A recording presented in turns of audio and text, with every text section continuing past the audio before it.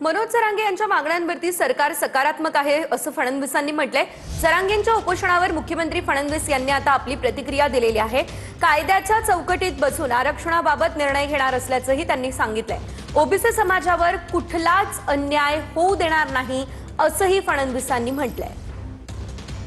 सरकार या प्रश्नावर नेहमीच सकारात्मक आहे आणि यापुढेही सरकारची भूमिका ही सकारात्मकच असेल आणि विशेषतः मराठा समाजाच्या संदर्भात जेवढे निर्णय मी घेतले आणि शिंदे साहेबांनी घेतले एवढे इतिहासात कधी झाले नाहीत।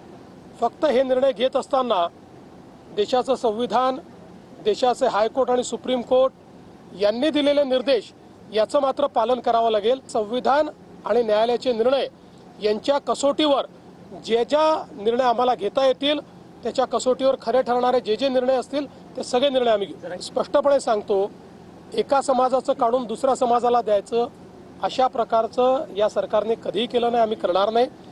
ओबीसी समाजालाही घाबरण्याची आवश्यकता नाही। आम्ही मराठा समाजाचंही त्या ठिकाणी समाधान करू, त्याकरताही सगळे निर्णय आम्ही घेऊ, पण त्यावेळी ओबीसी समाजावर कुठलाही अन्याय आम्ही होऊ देणार नाही।